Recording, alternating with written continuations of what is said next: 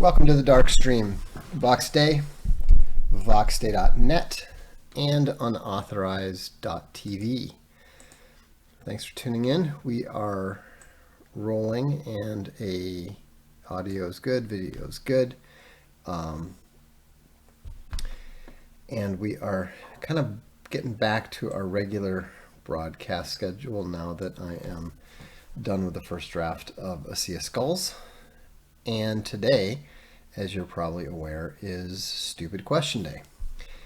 And we have a number of stupid questions already, more than 22 of them as a matter of fact.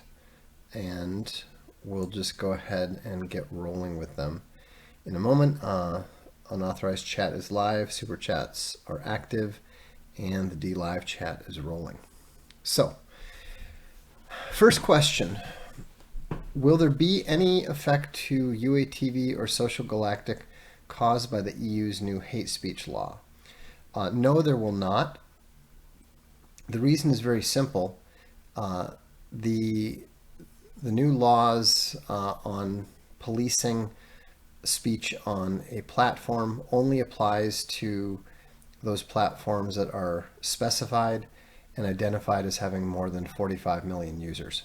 So we are nowhere near that, and there's nothing to be concerned about it.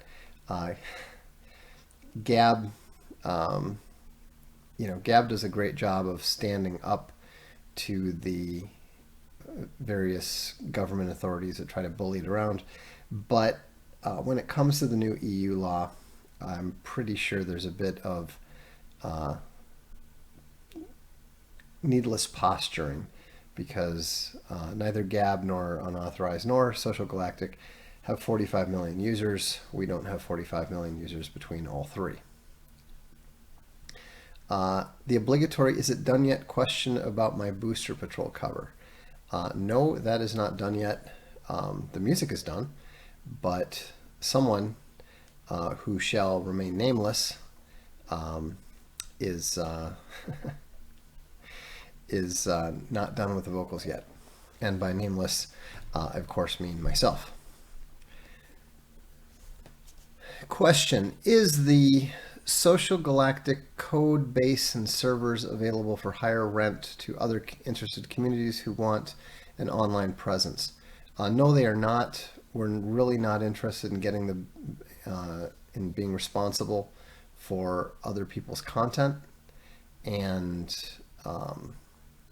our stuff just hasn't been developed to the point where it could easily be passed off to anyone else. So basically, you'd be talking about a lot of work for the devs. It wouldn't be cost effective right now. It's possible down the road, but not right now.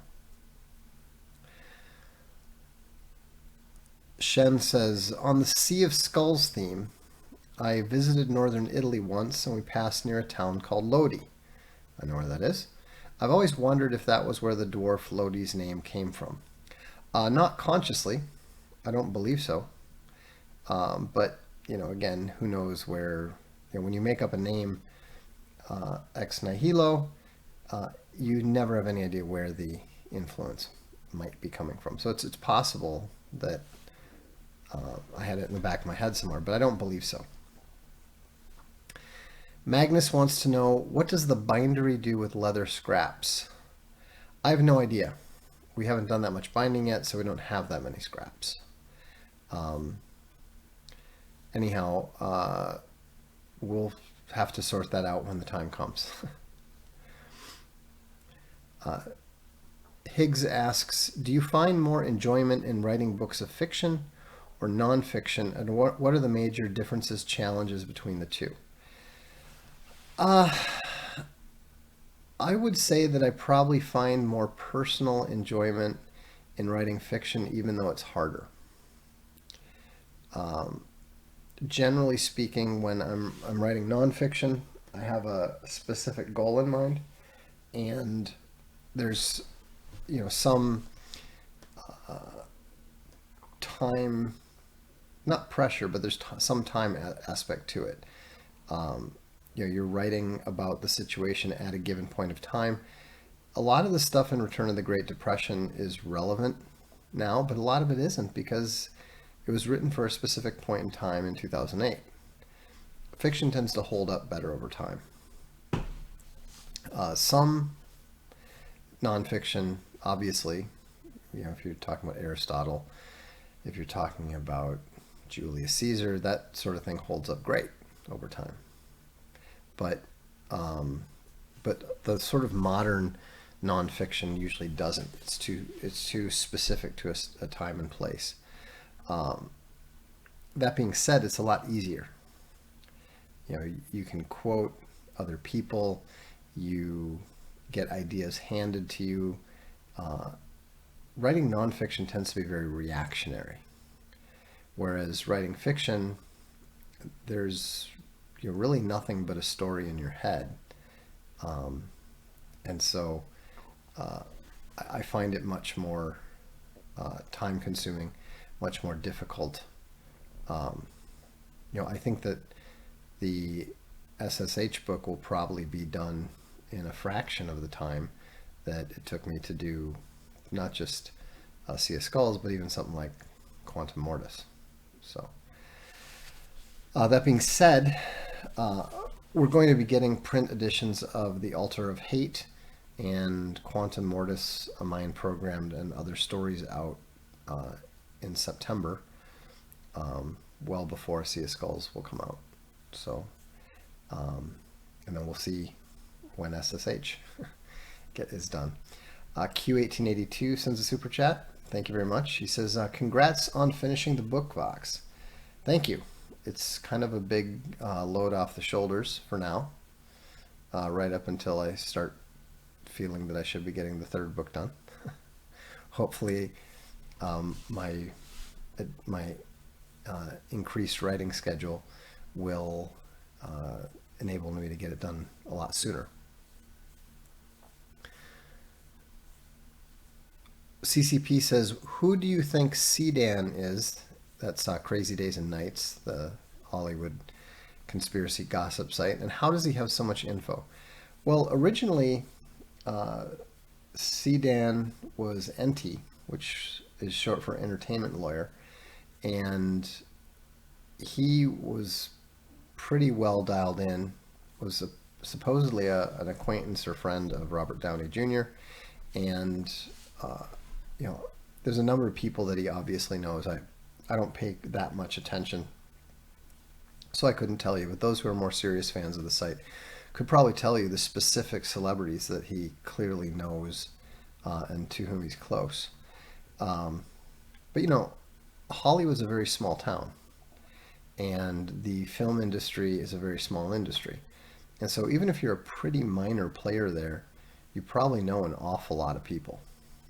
I mean, I'm about as far outside the entertainment industry as it's possible to be, and I'm about as minor a figure from the music industry and the game industry as it's possible to be, and I haven't been active in either of those for years.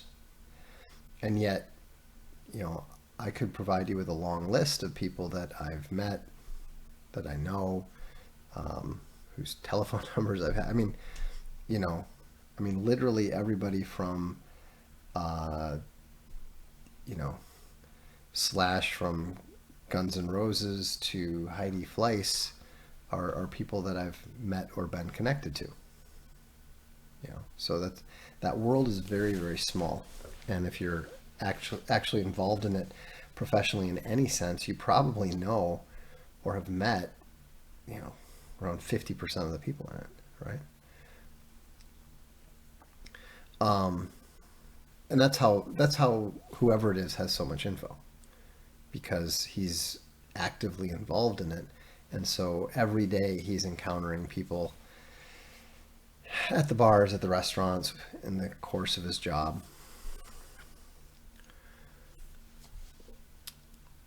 What was the silliest thing you did to entertain your kids when they were toddlers?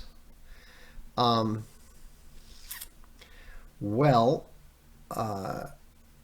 there's a lot of possibilities. a space bunny would be a much better person to ask that question, I think. But probably the probably one of the silliest things was I would make up these little songs for the kids, usually to a recognizable children's tune, but I'd make up new words. And I remember one time, there's this one song for this one child, and I'd mentioned it to Space Bunny, and she said, "Oh, sing that one, sing that one." And I said, "Okay, which verse?" She said, "There's verses." so, so that was kind of amusing. The other candidate, I suppose, would be, it's fairly well known that I believe strongly in the paternal principle of always lying to your children. So, um, a lot of the stuff like meerkats being the most lethal animals in Africa, um, Swedish nudity, and so forth, desert penguins, um, all of these things uh, were, um, you know, things that the kids fervently believed for years. So that was fun. Let's see here. Is there any musical instrument that you wish you had learned to play when you were younger? Yes, absolutely. In fact, this is something that I think every parent should keep in mind, uh, especially if your kids are in some sort of public or private school. Um, Guide them towards a cool instrument. Okay, what a kid wants to play when he's in seventh or eighth grade. I mean, he doesn't know what he wants. So don't just let whatever you do. Don't let him play the trombone. You know, I don't even know why I wanted to play the trombone. I started playing the trombone in sixth grade, and by eighth grade, I was actively hating it because you got to carry it around with you, and it's huge, and it's not the dorkiest instrument in the world, but it you can't use it later. You know, uh, I wish I had learned how to play the saxophone instead because you can back in the '80s, or if you're in baby metal, uh, you can play the saxophone in a rock band. You can play it in a jazz band. It, it's it's got uh, it's got more flexibility, and I wish I had learned to play the saxophone instead of the trombone. Uh, you know, I quit trombone after I think it was ninth grade. I hated it. It it was. I mean, I actually kind of enjoyed playing with the band, but that wasn't my environment. I didn't enjoy. I was never. I never went to band camp. I wasn't a band geek, um, and it's not uh, a great experience unless it's something that you're particularly into. That's why learning a more useful instrument would have been preferred. Approximately when did the West start turning into clown world? Well, I think that you'd have to say after World War II. Um, that's when uh, the Jewish element in the U.S.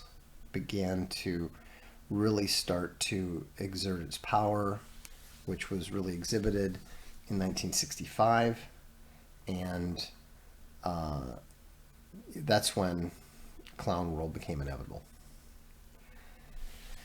Although, of course, you could start back in the Garden of Eden if you wanted to be really technical about it. But I would say, clown world is in its modern form is a post World War II um, institution.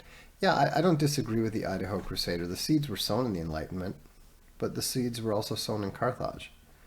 and and even even before in Tyre and Sidon, and so. But for us, what we recognize as Clown World, it really got started after 1945. We got a super chat here from They Call Me Cordell. He says, the Kurgan can play the sax. He's excellent at it. I had no idea. I'm definitely going to have to encourage him to show it off at some point in time. Mama Grizzly says, is pickleball the boomers' crappy version of tennis? Well, I think that that's one way of looking at it. Another way of looking at it would be pickleball is the boomers' crappy outside version of ping pong. Either way, it's not a real sport. We do not permit pickleball on our tennis court, and I regard it as a fundamental abomination, and would be perfectly happy if it was outlawed. J-Dog says, who's your favorite Stoic philosopher? Favorite writing by said philosopher? I mean, Marcus Aurelius is, and his meditations are obvious. So there's a reason why it was the second book we picked. But nobody wants to hear a boring answer like that. So I will say instead Sextus Empiricus and the Outlines of Pyrrhonism. It'd be one of those two. Any current red wine suggestions that you think could be picked up in the U.S. while we patiently wait for the Castalia wine subscription? Yeah, I would recommend. I mean, I'm a big fan of the Spanish export wine Pata Negra, and they've got a lot of different. They've got a lot of different forms and stuff. I personally like the Gran Reserva, which is the Tempranillo, of course, but they've got a bunch of different ones out there, most of which are not great. But I did try their new Crianza, and that was really good. So, John Bradley says, the smiley face on your shirt mirrored or something. No, it's actually just got lots of little vertical lines in it because it's old and cracked, and obviously the video compression does not like it. So I will try to avoid wearing that next time. My apologies. Let's see here.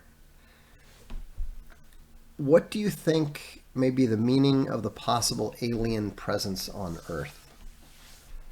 Well, I don't know what you mean by meaning.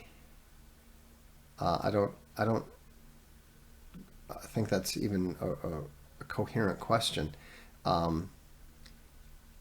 If there's an alien presence here on Earth, then it is so. I mean, we're kind of back with Abelard here. It is so or it is not so. The meaning of it, it's like asking what's the meaning of the okapi in Africa. It's just there. No, Swedish trash pan. They don't. I get really tired of people saying they're trying to distract us. It's a distraction. Everything isn't a distraction. Whatever the reason is, it's not a distraction. They don't need to distract us. People are so distracted that they have no idea what's going on. The average individual has absolutely no idea what's going on in Russia and Ukraine. So, it could be, some sort of demonic, a cloak for demons. It could be that demons are actually a form of alien. Like, um, if they're aliens, are they aliens from elsewhere in our galaxy or our universe? Or are they from some other material plane that we interact with? I mean, I think that it's totally impossible to say. The only thing that we can say is that there does appear to be some spiritual aspect to it, because they very much don't like the name of Jesus Christ. They don't like Christian symbolism. So that kind of points towards the demonic. But we don't have a solid understanding of what the demonic is. Maybe it's not even possible for them to be demonic because they're not fallen human spirits. You know, the range of possibility is too great to have any opinion at all about it, other than what I already mentioned, because that's one consistent piece of information that pops up. But even that can't really be trusted, because if it was some sort of stalking horse performance art by a would-be one world government, then the whole thing's fake. So anyhow, I think that, first of all, never ever say that something's a distraction. That's that's such a cluelessly arrogant way to assume that you have any idea, A, what's going on, or B, what is important to the people who are the influential actors. That it's just not likely to be correct. So, never hesitate to say, I don't know. It's fine to develop an opinion. It's fine to have an opinion. I mean, maybe they're in Antarctica. Maybe Antarctica is a gateway to another plane or elsewhere in this universe. The truth is going to be stranger than we imagine. If there's one thing that we've learned, if there's one thing that we've seen over the course of the last 50 years, is that the future is literally stranger than the future fiction. Can omegas be good husbands? I think that it's possible but unlikely. They're much more if somebody can't correctly interpret social rules, general social rules, I think it's very unlikely that they're going to successfully navigate the challenges of a relationship with a woman. How about good fathers? Probably not. Now, if they do manage, through having a relationship with a woman, becoming a father, dealing with the responsibility, if they do manage to master their social issues and become deltas, yeah, then I think they could. But it's more about the importance of developing and reaching delta, rather than about those specific tasks.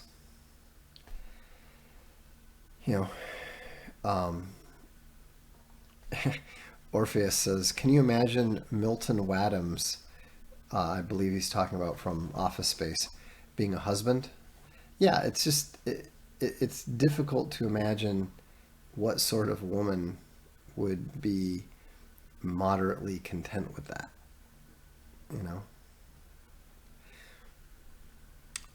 Unseen, Citizen of the Empire of Lies, which is an impressive name, says, any update on when Junior Classic hardcover backers are getting the rest of their books? Sure.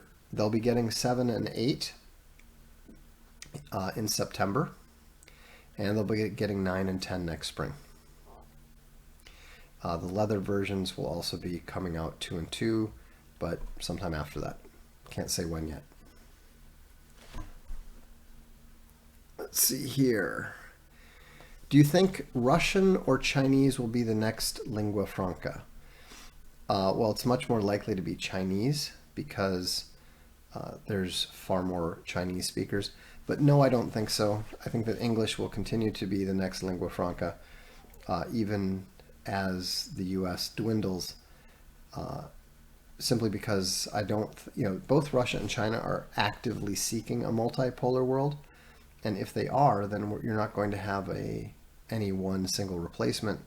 And given the fact that the last two dominant world empires were English speaking, there's no reason to continue that wouldn't continue. Would you ever consider streaming yourself playing Vassal or any other video game? I'm not really interested in that. That strikes me as that strikes me as pure gamma bait. I'm not interested in having 30 people chiming in saying, that rule wasn't applied properly, or, it just doesn't sound fun to me. Yeah, and I should mention that. The problem with Chinese, of course, is the reading and writing. It's much, I think it's too difficult. Is the official narrative of fleas causing the bubonic plague fairly accurate? I doubt it. I've heard well poisoning could be the real cause, but some of the confessions came from torture. I don't think well poisoning. That many people don't die from well poisoning. There was a plague of some sort, and if it was bubonic plague, then there's probably a reasonable, fleas are a reasonable assumption. But I think that it is, I don't think that we can say for sure. Just like, the Spanish flu, now they're arguing that might not even have existed. So, it gets harder and harder to say what was real and what was not. Another super chat from Cordell says, on a tangential note, how long did Greek manage to stay as a major trade language? Well, it obviously did pretty well. It stuck around for quite a while before Latin replaced it. But, I don't know, 750 years? Something like that? Hard to say.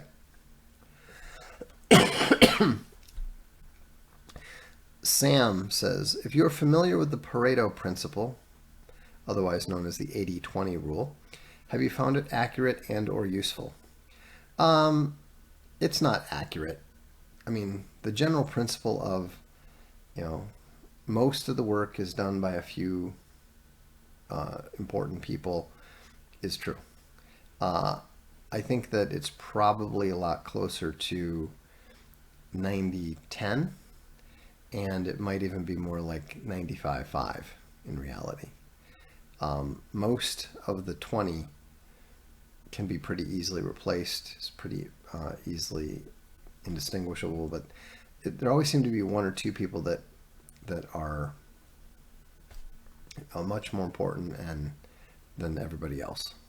So, so I think that it points in the right direction, but to attempt to apply it literally and look for your important 20% and all that sort of thing, I'm dubious in my experience.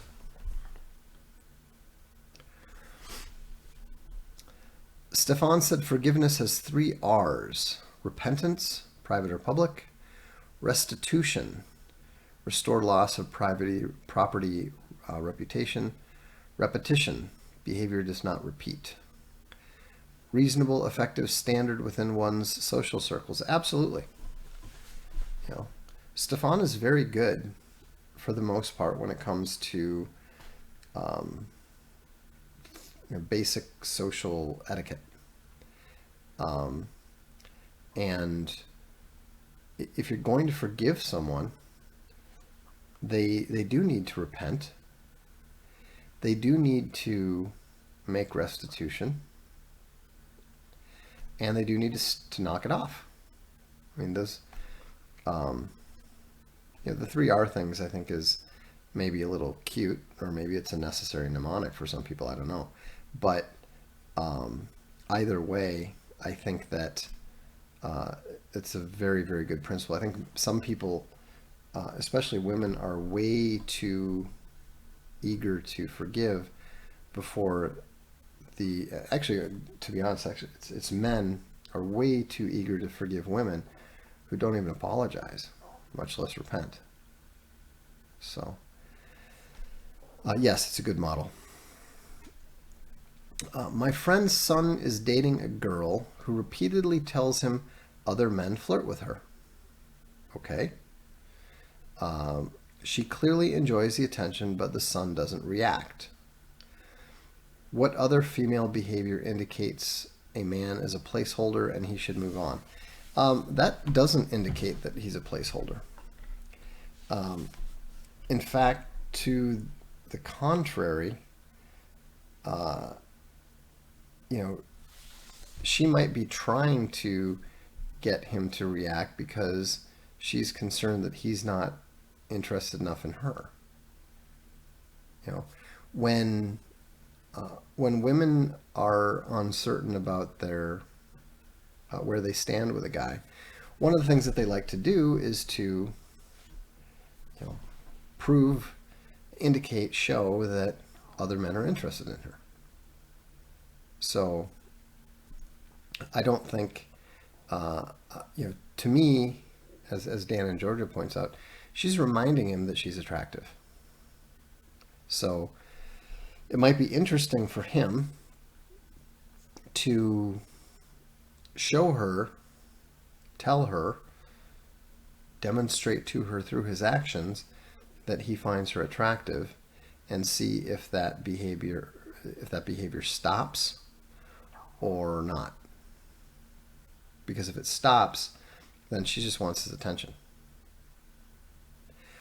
On the other hand, it's also possible that she's an attention whore, and she's just gonna she wants more attention from him, wants more attention from everyone else, and no amount is ever going to be enough. That is a possibility. But based on what you're saying, the fact that she's telling him about this, it does look like she's trying to, get his attention. Have you visited any of the civil defense bunkers in Switzerland? Yes, many of them. In fact, a lot of them are used as sports locker rooms. Is it still common for Swiss citizens to keep a rifle at home? Yes, it is quite common. So that covers the questions from Social Galactic. Let's see what we have here. If we have any here. Do you believe in reincarnation? No. I believe in the immortality of the soul. I don't believe that those souls get sent back into other bodies or other material forms.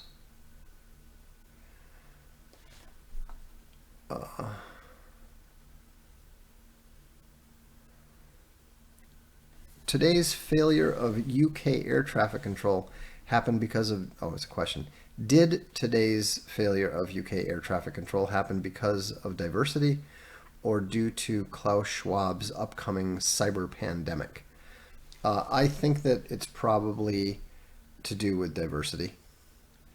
They've got a lot of diversity working in transportation in the UK, and it's working about as well as it works everywhere else. Do you think lesbians are legitimately attracted to other women? Yes. Although I do think in a lot of cases, it's less attraction qua attraction and more attraction in lieu of in lieu of fear. You know, when women are damaged, broken, abused, when they're young, there's always a natural fear on the part of women. That's why young girls, teen girls especially, girls on the brink of their teenage years, they go through that phase where they are in love with, young, very much not masculine pretty boys, because actual male physicality and sexuality terrifies them. Legitimately, it is frightening. And, it takes some time to mature. And, when they do, then they start, getting interested in men rather than the boys. And I think that's why, in fact, that's why you see these teachers having affairs with junior high students, high school students. I think that those are women who haven't matured properly, and they're still mentally, stuck at 14 or 16. Even if they're in their 40s. So,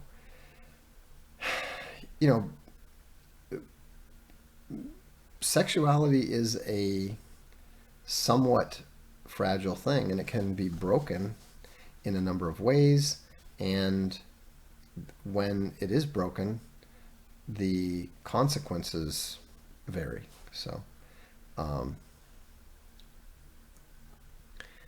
have the Fox Cubs moved in yet?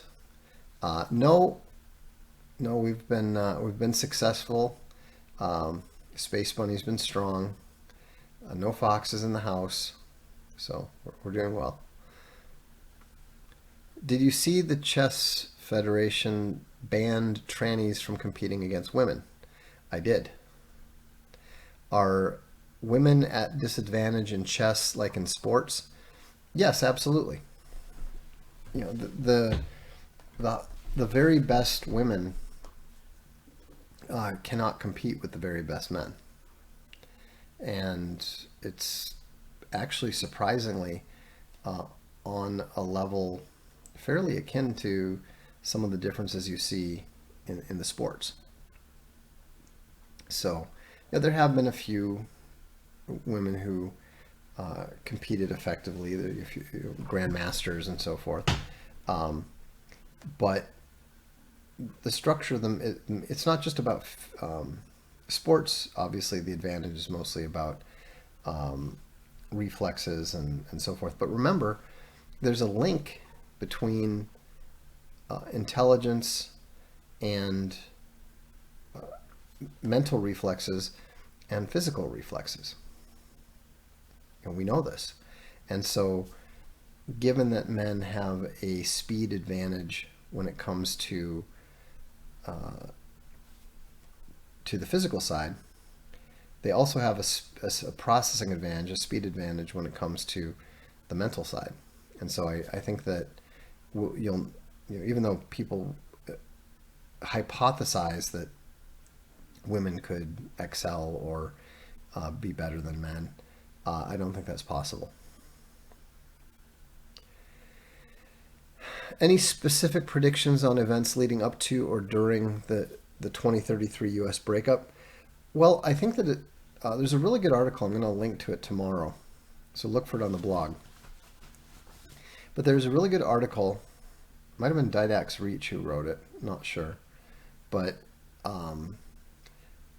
dealing with why the U.S. cannot intervene in Mexico, and the basic reason is that because Mexico is already in the U.S. And right now the cartels, you know, elect to, behave very differently in Mexico than they do in the United States, just because they don't want to get involved in a war with, drones and SEAL teams and all that kind of stuff.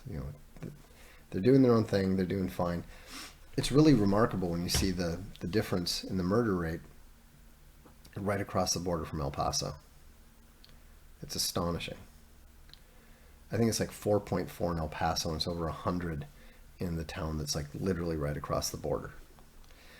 So I think that one of the things that will precipitate the breakup will be something to do with Mexico, whether it's the DEA or the U.S. military deciding to intervene south of the border. Um, I think that that's one of the obvious hotspots. How was Prigozhin's plane brought down? I have no idea. You know, Initially all the reports seemed to circulate around a bomb, and then they brought up a missile. I'm not buying the DNA thing. I think it's possibly, uh, I think the whole thing is possibly faked, but it might not be. Or it might even be that he was uh, executed and then the plane was blown up as cover. I mean, who knows? To think that we can know, or to think that we can believe anything that is said about it, I think is foolish.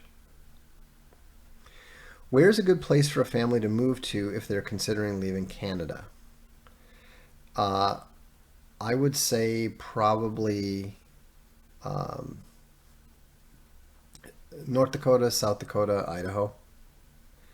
I mean, that's where, outside of the American cities, um, you're, if you're Canadian, the climate and the people should be um, fairly simpatico, and that's what I would look at. Sam says they'll lose that fear as the military continues to collapse and Mexicans continue to take power in the areas which they predominate. Um, I don't agree. Uh, it's not fear per se. It's just about what benefit would it be to them. Yes, I do think that they will expand eventually into places where Mexicans and other Latinos dominate. But what they don't want to do is they don't want to get into a situation that starts an actual race war where people can where your skin becomes your uniform. That's not to their advantage. You know, they're doing really, really well right now. So, um, but we'll see.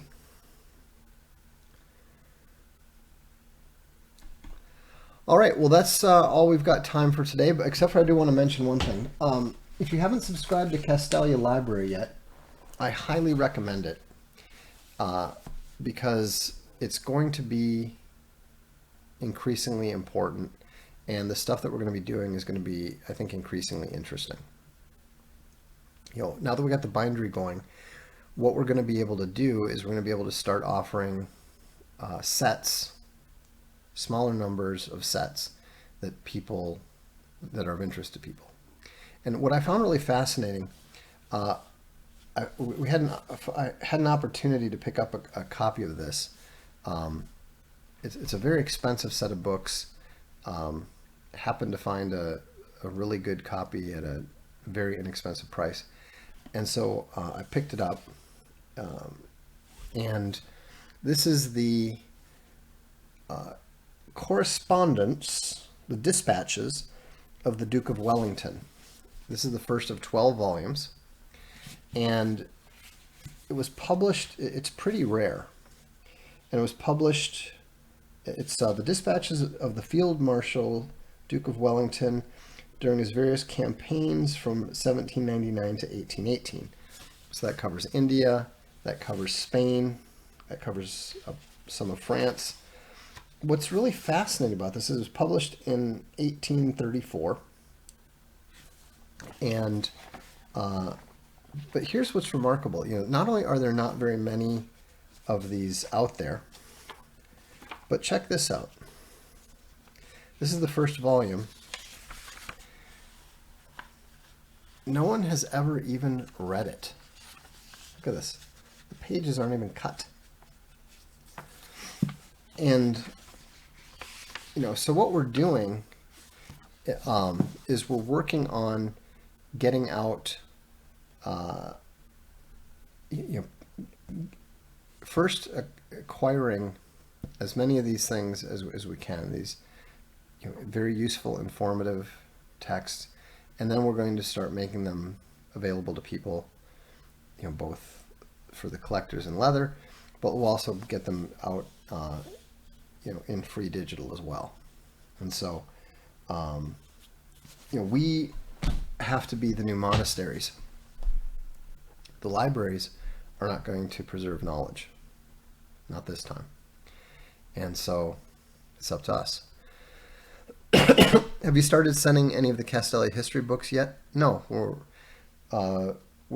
right now we're waiting for Italy to open up so we can order the landmark Thucydides and get it printed. So we're going to get that printed and the next 2 books and get them bound. So they're going to come out fairly rapidly this fall, and winter before the end of the year. So that's what's going on. Godfather or Goodfellas, which is the better mob movie? Godfather, no question. Has India surpassed China in population? Yes, if you don't count Taiwan, but they've never counted Taiwan for those. May we see what shirt you're wearing? I'm just wearing SJWs Always Lie. So it's the red forked tongue from Crypto Fashion. So on that note, I wish you all a good evening. I'm Vox Day, and this is the Darkstream.